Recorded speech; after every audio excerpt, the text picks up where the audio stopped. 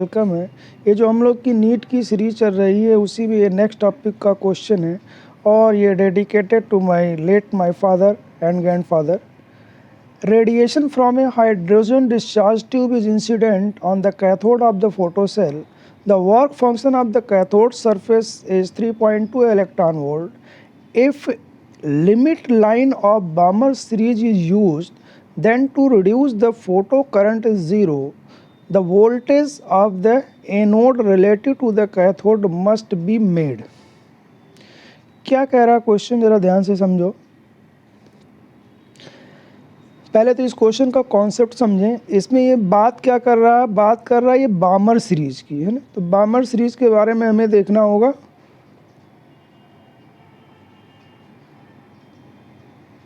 बामर series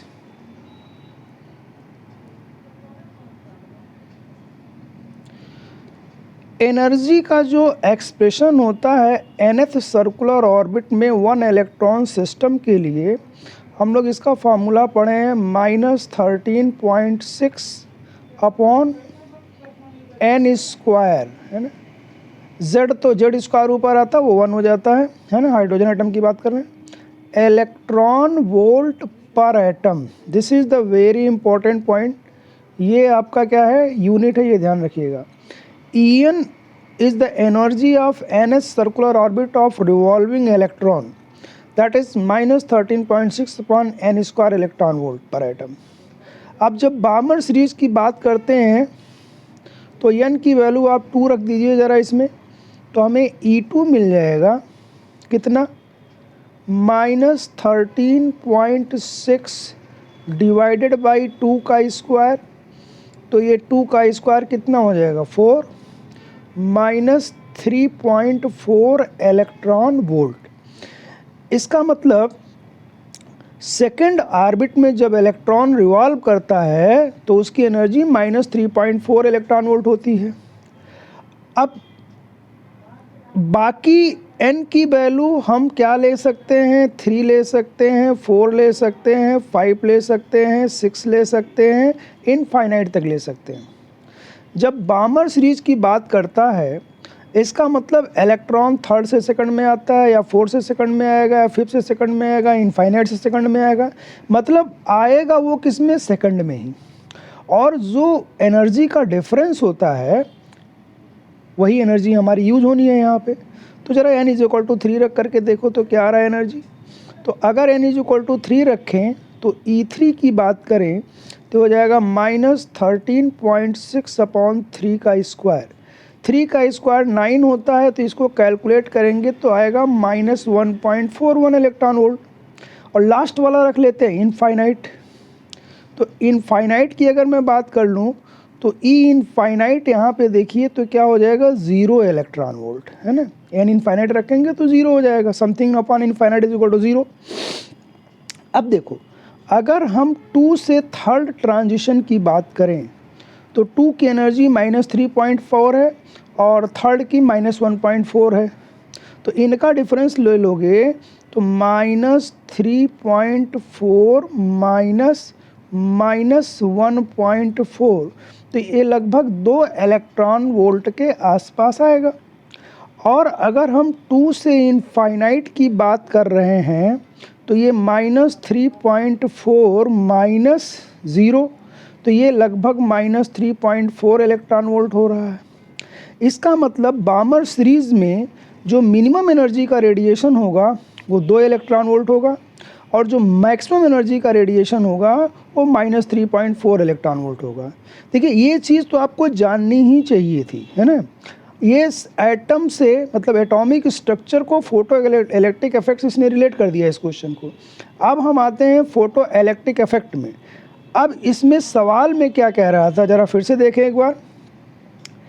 work function कितना दिया है, 3.2 इलेक्ट्रॉन वोल्ट। इसका मतलब ये हुआ कि 3.2 इलेक्ट्रॉन वोल्ट से ज़्यादा एनर्जी चाहिए, किस लिए, इलेक्ट्रॉन के इमिशन के लिए, फोटो इलेक्ट्रॉन के इमिशन के लिए। तो चलो हमको यहाँ क्या मिल रहा है, +3.4, मतलब 3.4 इलेक्ट्रॉन वोल्ट तो मिल रहा है।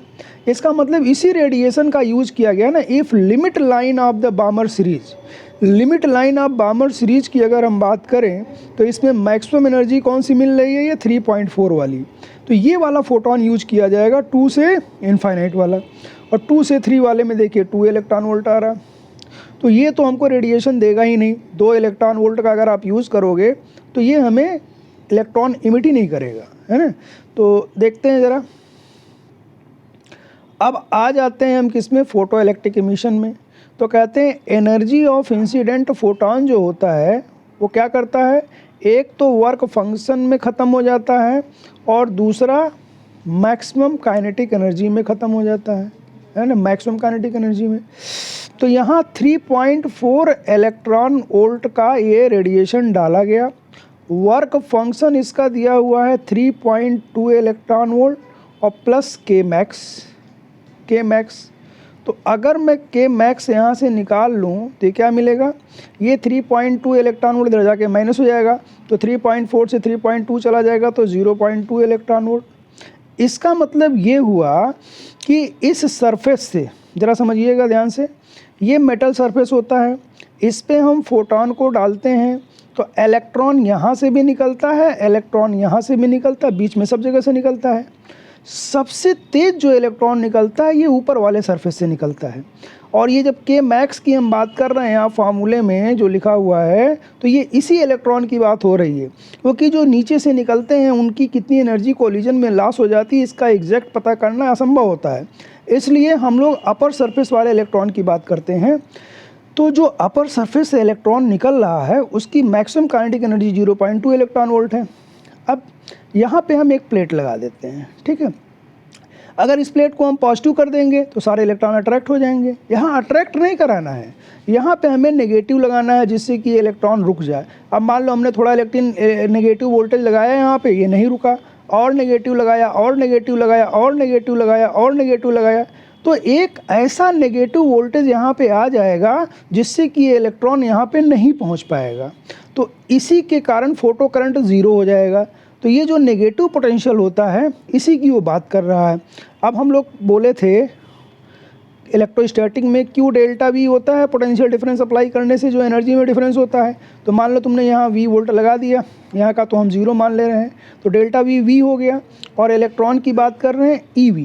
मतलब ये हुआ कि अगर V वोल्ट का यहाँ नेगेटिव पोटेंशियल लगा दोगे तो EV एनर्जी से इलेक्ट्रॉन को आने से रोकेगा। अच्छा, ये निकल कितनी एनर्जी से रहा था, के मैक्स, जो कि 0.2 EV है। तो हमको फार्मूला भी पता है, EV इज इक्वल टू क्या होता है, के max. EV is equal to क्या होता है, के मैक्स। V नेगेटिव है, ये अंडरस्टूड है, तभी ये रोकेगा। तो यहाँ से V की बात करें तो क्या मिलेगा, के मैक्स अपॉन E।